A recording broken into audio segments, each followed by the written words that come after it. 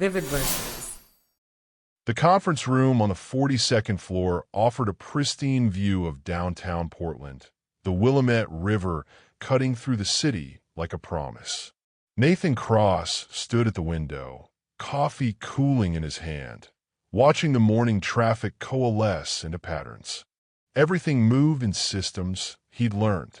Markets, infrastructure, relationships, all followed predictable rhythms once you understood the variables. Nathan, he turned to find his partner, Graham, holding up a tablet. Riverside Commons just came through. They want the full proposal by Friday. They'll have it by Wednesday. Nathan set down his coffee and returned to the table where architectural renderings covered every surface. The mixed-use development would transform 3 blocks of abandoned warehouses into something that actually served the community. He'd spent 2 years on the preliminary work alone, mapping traffic patterns, interviewing residents, studying how people actually moved through urban spaces. Graham shook his head with familiar amusement. You know, most people will be stressed right now. Most people don't plan properly. Nathan pulled up a revised zoning document on his laptop. The foundation work is done. Now it's just execution. This approach had served him well through MIT's architecture program, through 3 years at Sutherland and Klein, and through the launch of his own firm at 29. The principle was simple. Understand the system, anticipate the variables, never build on unstable ground. Structures failed when the foundation was compromised. Everything else was secondary. His phone buzzed. A text from Claire. Dinner at Moretti's tonight? 7:30? He smiled. They'd been seeing each other for 14 months now, and she still surprised him with her spontaneity. Where Nathan built detailed models, Claire worked in improvisation. A photographer whose best work came from unplanned moments. The contrast fascinated him. Perfect. I'll book it. The morning proceeded in its usual architecture.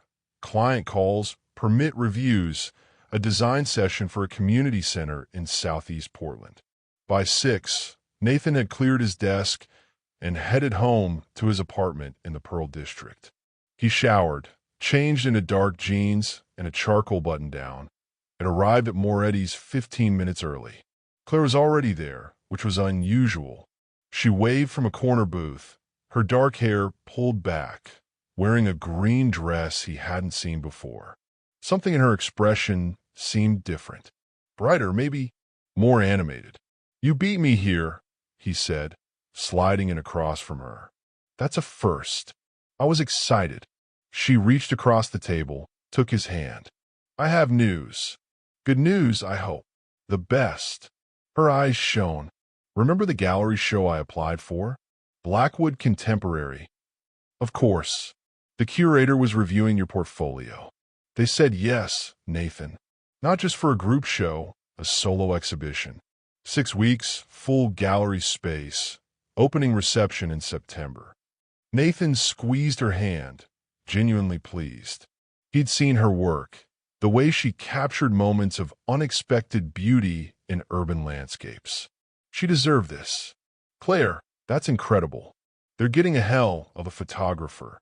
She laughed, and the sound filled something in his chest he hadn't known was empty. "I can't believe it's real. I've been walking around all day like I'm going to wake up and find out I imagined the email." They ordered wine, then dinner, and Claire talked through her plans, which pieces to include, how to sequence them, her ideas for the opening night. Nathan listened, offering observations, suggesting solutions when she voiced concerns about logistics. This was the pattern they'd found together. Her creativity, his systems. Her spontaneity, his structure. "You know what I love about you," she said later, after they'd finished the main course. "You make everything seem possible. Like there's a solution to every problem if you just think it through properly." "Most problems do have solutions," Nathan said. "It's just about identifying the actual issue, not the symptoms." "See? Like that." She gestured with her wine glass. "So logical. It drives me crazy sometimes, but in a good way. The comment lodged somewhere in his mind, a small weight he couldn't quite place. Drives me crazy. In a good way. Was there another way she'd meant it? He cataloged the thought for later examination and returned his attention to the conversation. Over the next month, Nathan's world expanded and contracted in equal measure. The Riverside Commons project advanced to final approval, requiring 16-hour days and countless revisions. Claire threw herself into preparing for her exhibition, often working until 2 or 3 in the morning in her studio in the Alberta Arts District. They still saw each other 3 or 4 times a week, but the time felt compressed, urgent, as if they were both sprinting toward finish lines only they could see. In late August, Nathan picked her up for a Saturday dinner party at his colleague Veronica's house in the West Hills. Claire had been at her studio all day and looked exhausted, but she'd insisted on coming. "You sure you're up for this?" Nathan asked as they drove up the winding roads into the hills. "We can skip it if you need a rest." No. I want to meet your friends properly." She adjusted the mirror, checking her makeup. "Besides, you've been talking about Veronica's remodel for months. I want to see what all the fuss is about." The house was impressive, a mid-century modern that Veronica had restored with painstaking attention to the original aesthetic. About 20 people mingled through the open-plan living spaces, drinks in hand, the sunset painting the room in amber light. Nathan introduced Claire to Veronica first, then to Graham and his wife, then to several other architects and their partners. Claire was charming, asking smart questions about everyone's work, laughing at jokes, seeming genuinely engaged. But Nathan noticed small things. The way her smile tightened after about 45 minutes. The frequency with which she checked her phone. The second and third glasses of wine, consumed faster than usual. By 9, they were seated at a long table on the deck, dinner winding down.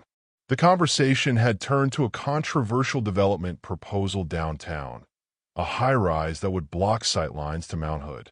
"It's architectural vandalism," said Thomas, another architect at the table. "Some things are more important than profit margins." "Agreed," Nathan said. "But the real issue is the city's failure to protect view corridors in the zoning code. You can't fault developers for following the rules as written. You can fault them for having no aesthetic conscience," Claire said suddenly. Everyone turned to look at her. She was leaning back in her chair, wine glass tilted. "Just because something's legal doesn't make it right." "True," Nathan said carefully. Something in her tone had shifted. But effective change requires addressing the system, not blaming individuals operating within it. "God, you always do that." Claire set down her glass with more force than necessary. "Turn everything into some logical puzzle. Sometimes things are just wrong." The table went quiet. Nathan felt the attention of 20 people like heat on his skin. "I'm not disagreeing with you. I'm just saying, I know what you're saying. You're always saying it." She stood abruptly. "I'm sorry, I need some air." She walked back into the house, leaving Nathan sitting there, aware of the careful way everyone was not looking at him. He excused himself after a moment and found Claire in the living room, staring out at the city lights. "Hey," he said quietly. "What's going on?" "Nothing. I'm fine." She didn't turn around. "You're clearly not fine." "I'm just tired, Nathan. I told you I've been working crazy hours." "I know, but that's not what that was about." She wheeled on him, and he saw something he hadn't seen before. Not anger exactly, something more like frustration that had been building pressure. "Do you know how exhausting it is?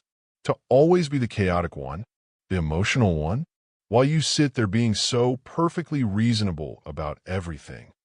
Nathan processed this, searching for the logical thread. "I don't think you're chaotic." "You don't? Really?" "Because you're always trying to fix things. To organize my life into something more efficient." "That's not," he stopped. Reframed. "When have I done that?" Last week you reorganized my studio calendar because you said I was double booking myself. You've offered to help me optimize my workflow probably 10 times. You keep suggesting I hire an assistant even though I've said I can't afford it. Each example was accurate. He'd done those things. But the interpretation confused him. I was trying to help.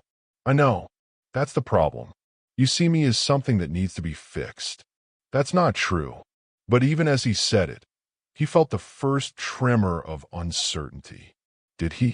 He reviewed his actions through this new lens.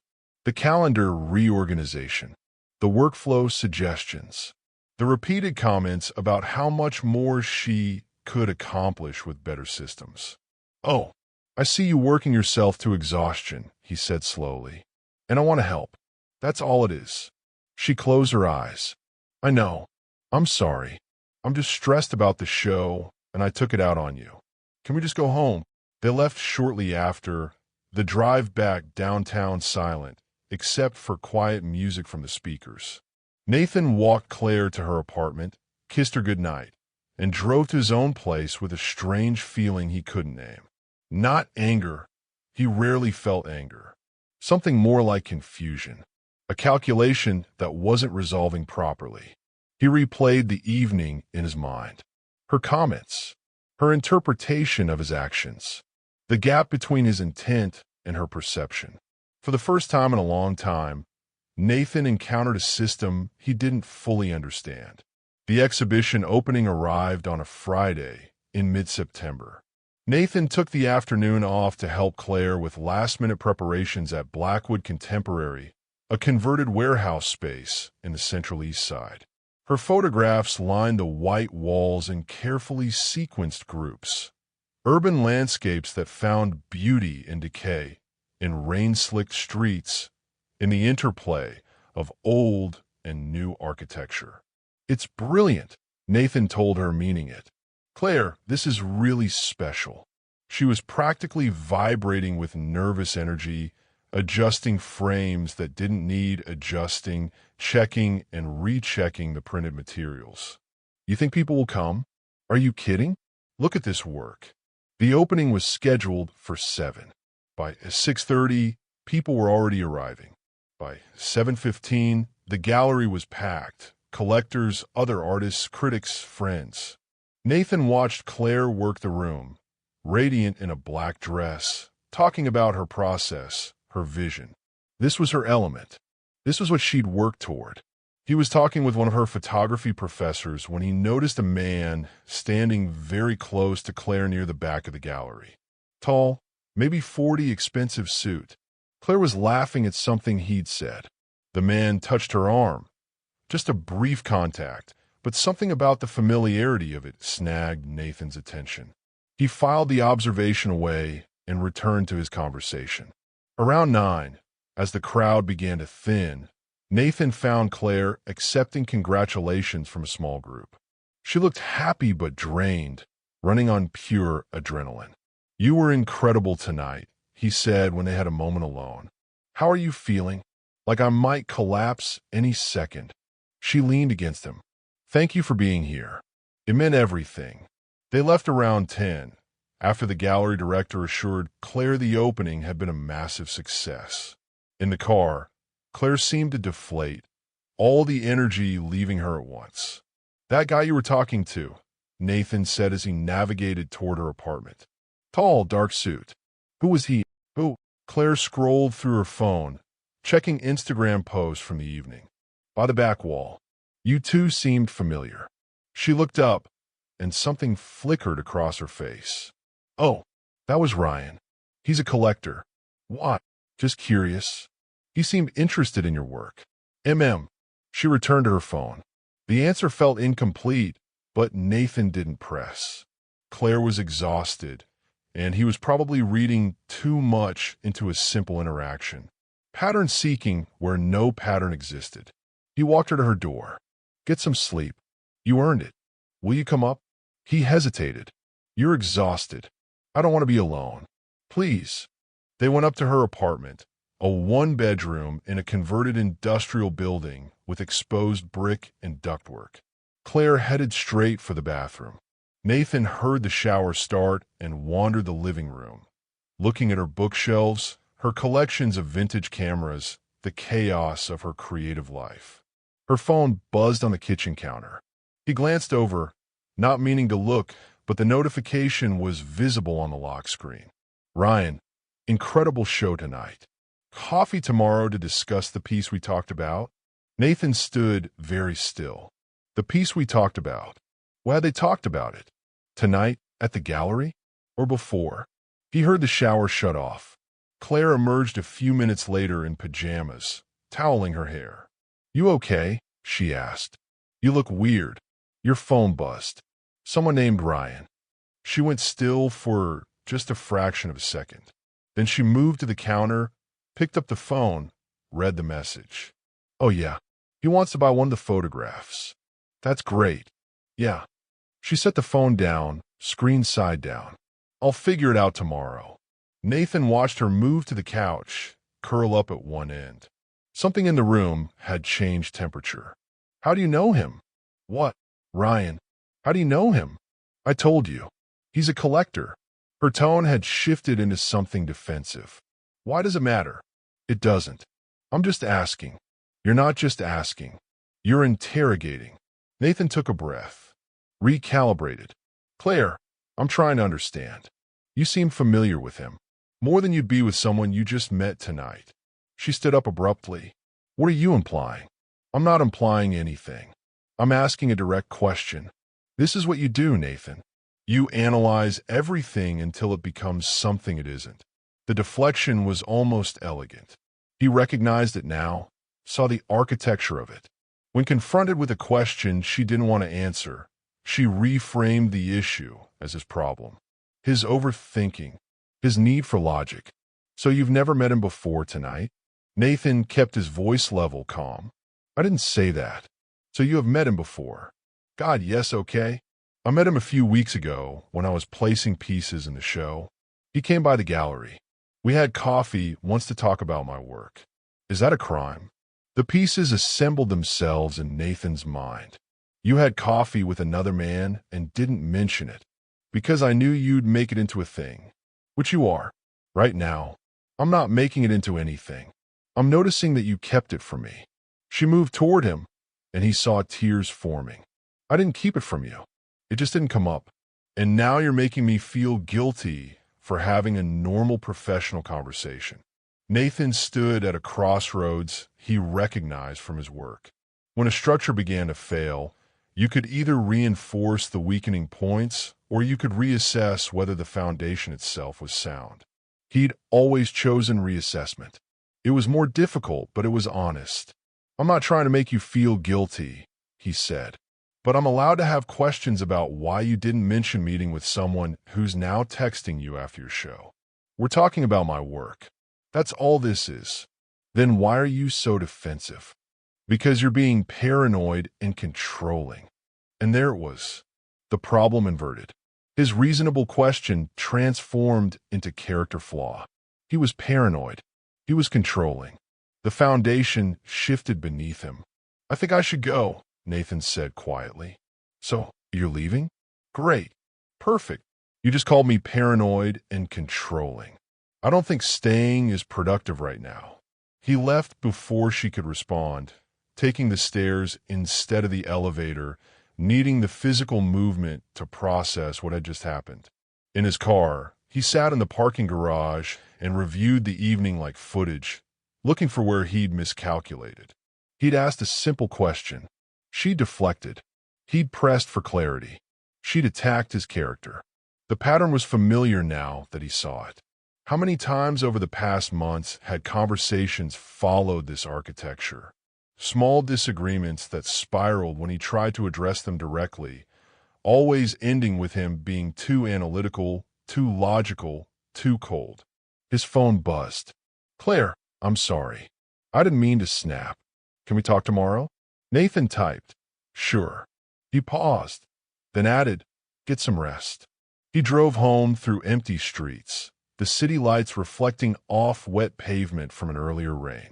In his apartment, he made tea he didn't drink and stood at his window, looking out at the same city from a different angle. They talked the next day at a coffee shop in Hawthorne. Claire apologized again. She was stressed, she explained. The exhibition had consumed her, and she'd been short with him when she shouldn't have been. Ryan was just a collector, just business. There was nothing to worry about. Nathan accepted this. He wanted to accept it, but he filed the incident away in his mind like a structural survey, noting the cracks. October brought rain and shorter days. The Riverside Commons project entered its final phase. Nathan's firm took on 2 new hires. Claire's exhibition continued to generate interest, leading to potential shows in Seattle and San Francisco. On the surface, everything moved forward, but Nathan had started noticing things. The way Claire was always on her phone now, typing messages she angled away from him. The twice she'd canceled dinner plans at the last minute, citing work obligations. The Tuesday evening he'd stopped by her apartment unannounced and found her dressed up, heading out to what she called a gallery networking thing she'd forgotten to mention. He didn't confront her. Not yet. He watched. He collected data. He waited for the pattern to become clear. It became clear on a Wednesday in late October. Nathan left work early for a dentist appointment downtown. Walking back to his car afterward, he passed Celestial Coffee, a place he and Claire had gone to on their 3rd date. Through the window, he saw her sitting at a corner table with Ryan, the collector from her opening. They were leaning close, talking intently. As Nathan watched, Ryan reached across the table and covered Claire's hand with his own. Nathan stood on the sidewalk, rain beginning to fall, watching the woman he loved touch another man in a way that couldn't be explained as professional networking. He walked away. At home, he made a list, not of accusations, but of facts. 1. Claire had met Ryan weeks before her opening and hadn't mentioned it. 2. She'd become increasingly defensive when questioned about anything. 3. She was canceling plans and being vague about her schedule. 4. She was now having coffee with Ryan, alone, in a way that looked unmistakably intimate. Nathan stared at the list. The conclusion was obvious, but he needed to be certain. He needed her to be honest. She texted him that evening. "Dinner tomorrow? I miss you." "Sure. Your place or mine?" "Yours. I'll bring wine." Claire arrived at 7 the next evening, carrying a bottle of red and wearing a bright smile that felt performed. They cooked together, pasta with vegetables, nothing complicated. She talked about a potential show in Denver, about a new camera she was considering. The conversation felt like set decoration, beautiful and hollow. After dinner, they settled on his couch with the wine. Nathan waited for the right moment, then said, "I saw you yesterday." "What?" She looked confused. "At Celestial Coffee. With Ryan." Her face went through several expressions in rapid sequence. Surprise, calculation, defense. She landed on casual dismissal. "Oh yeah, we were discussing the piece he's buying. It looked like more than that." "What does that mean?" "He was holding your hand, Claire." "He wasn't," she stopped. Recalculated. He was being supportive. "I was telling him about some stress with the gallery, and he's become a friend. That's all." Nathan set down his wine glass. "How many times have you seen him?" "I don't know. A few times." "Why are you keeping score?" "I'm trying to understand what's happening." "Nothing is happening. You're creating drama where there isn't any." And there was again the inversion. His observation of concerning behavior transformed into him creating problems. He felt the familiar frustration rising and pushed it down, keeping his voice level. "Claire, I need you to be honest with me. Are you involved with Ryan?" "No." "God, Nathan, I can't believe you're even asking me that." "Then why all the secrecy? Why didn't you tell me you've been meeting with him?" "Because I knew you'd react exactly like this. You're so jealous and suspicious all the time." Nathan blinked. "I've never been jealous before this week." "That's not true. Remember when you got weird about Marcus from my photography class?" "Asked who he was." "Once. You interrogated me about him." I asked one question. She stood up, started pacing. This is exhausting, Nathan. I can't live under constant surveillance. He watched her move around his living room, and something clicked into place. She was doing it again, taking his legitimate concern and reframing it as controlling behavior. But this time, the deflection was too extreme. The gap between his action and her interpretation too wide. I'm not surveilling you, he said quietly.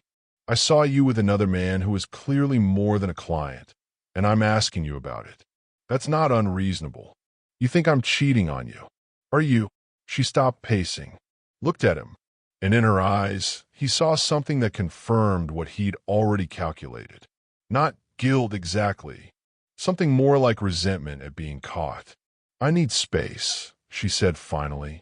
This relationship has become suffocating. Nathan felt the words land like architectural failure, sudden, catastrophic, inevitable in hindsight. I'm giving you space. I'm asking for honesty. You're asking me to defend myself against your paranoid accusations. I'm asking you a direct question. Are you involved with Ryan? I'm leaving. She grabbed her bag. Claire. No, I can't do this right now. I can't be whatever you need me to be. She left, and Nathan sat in his quiet apartment, watching the rain streak down the windows. He didn't follow her. He didn't plead. He simply sat with the data, letting the pattern complete itself. She texted him 3 days later. Can we talk? They met at Riverside Park on Sunday afternoon, a neutral space with walking paths and a view of the water. Claire looked tired, her hair pulled back, minimal makeup. They walked in silence for a few minutes before she spoke. I'm sorry, she said. I overreacted the other night. Did you? I was defensive because you were accusing me of something I haven't done. Nathan stopped walking.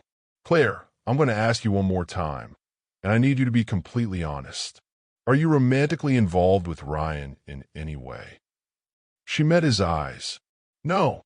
He wanted to believe her. Some part of him desperately wanted the simplest explanation. But he'd built a career on trusting structural integrity, on recognizing when foundations were compromised. And right now, every instinct he'd honed over years of reading stress patterns was telling him the structure was failing. Okay, he said. Then we need to talk about something else. About how we communicate. What do you mean? Every time I try to address a concern, you deflect by making it about my flaws. I'm too logical, too controlling, too paranoid. It's a pattern, and it makes it impossible to actually resolve anything. She was quiet for a moment. Then, that's not fair. You are those things sometimes. Maybe, but that doesn't mean my concerns aren't valid. I don't know what you want me to say, Nathan. I want you to take responsibility when you do something wrong. Like not telling me you were developing a friendship with another man. That's a reasonable thing to disclose in a relationship. So, I have to report everyone I talk to? That's not what I said. It's what you're implying. Nathan felt the old frustration rising and recognized the trap. If he pressed further, he'd become the interrogator. If he backed down, the issue remained unresolved. There was no winning configuration in this architecture. I don't think you even realize you're doing it, he said finally. But you can't accept criticism at all. Everything becomes about my failings instead. That's not true. It is though. Remember when you forgot to submit my passport application when you offered to drop it off, and we almost missed the Vancouver trip? Oh my God, are you still on about that? When I mentioned that it had caused a problem, you immediately brought up the time I was late to your mother's birthday dinner. 3 months earlier. Because you were late. I was late once. You forgot something that nearly cost us $1,000 in canceled reservations. But we never actually discussed that, did we? Because you pivoted to my mistake instead. Claire's face flushed. I can't believe you're keeping score like this.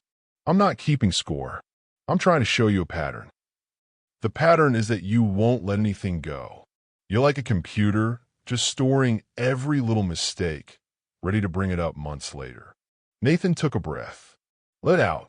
This isn't working. What isn't working? This conversation. This relationship. Any of it. He looked at her, this woman he'd cared for, and felt a strange clarity.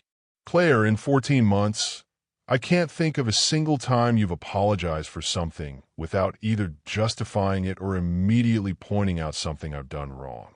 Not once. That's ridiculous. Is it? Think about it. Really think about it.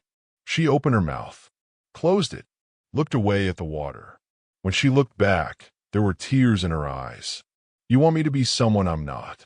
I want you to be accountable. That's not the same thing. I am accountable. You're proving my point right now. I'm telling you there's a problem in how we communicate, and instead of engaging with that, you're defending yourself. Because you're attacking me. I'm not attacking you.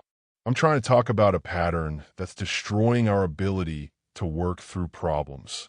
She wiped her eyes. Maybe we're just not compatible. Nathan felt something settle in his chest. Not grief, not yet. Something more like acceptance. Maybe we're not. They walked back to the parking lot in silence. At her car, Claire turned to him. So that's it? You're just giving up? I've been trying to make this work for months, Claire. But I can't build a future with someone who won't take responsibility for anything. Every relationship requires accountability from both people.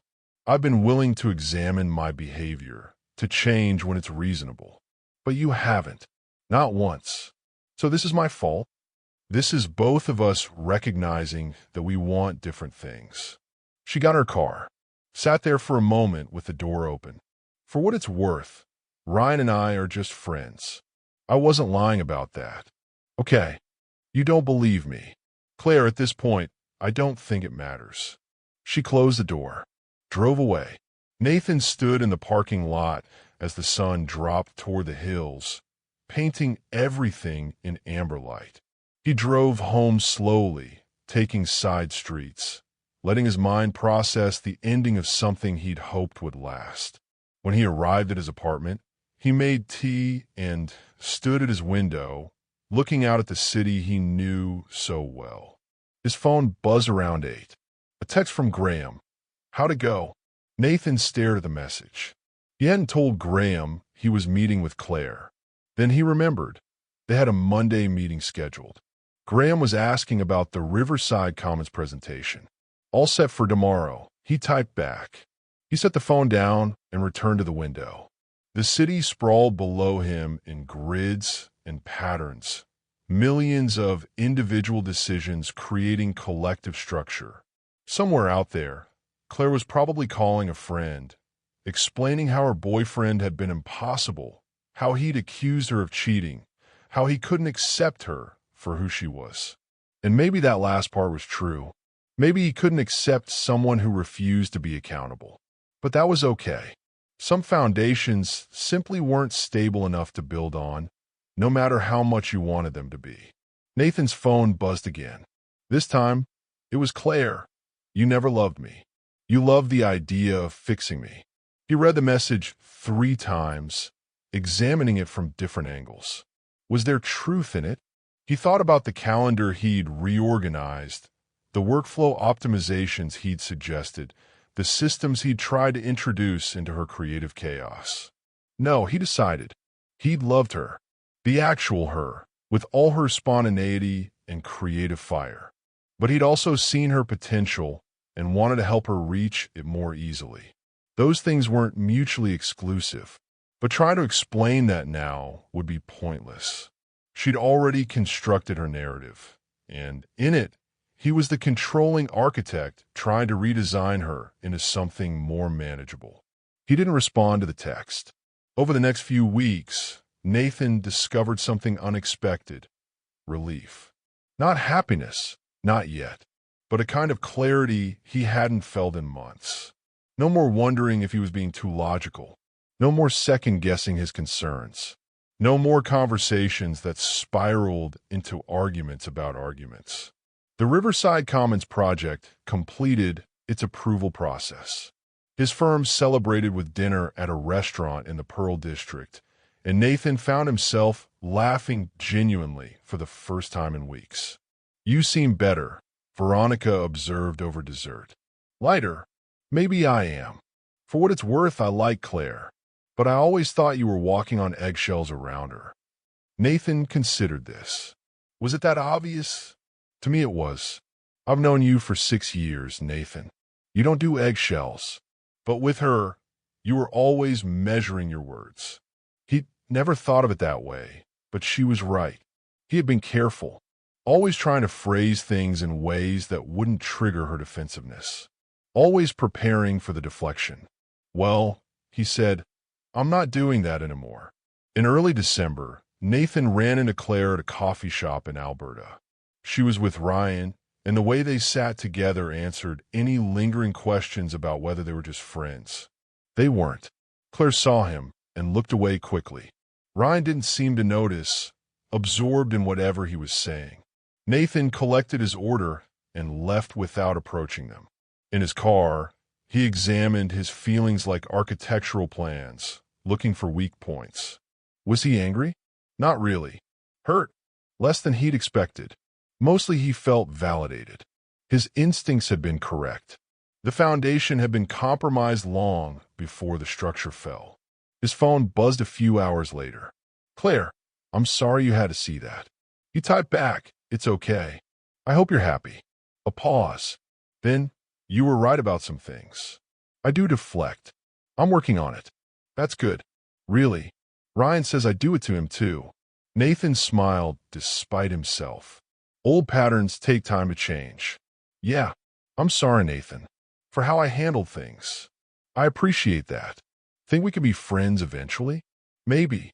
Not yet, though." "Fair enough." He set the phone down and returned to the architectural drawings spread across his dining table. A new project, a library renovation in Beaverton. It needed careful attention, precise measurement, a stable foundation to build on. Some structures could be saved with the right reinforcement.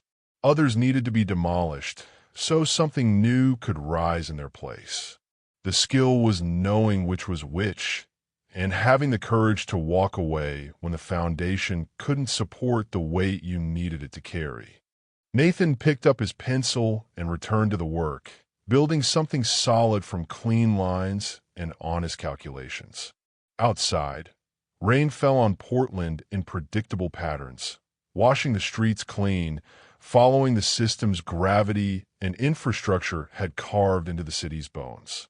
Everything moved in patterns, he'd learned. The key was recognizing them early, before they became load-bearing, before they became impossible to escape. He drew a straight line across the page and continued building, one careful decision at a time. Thanks for listening.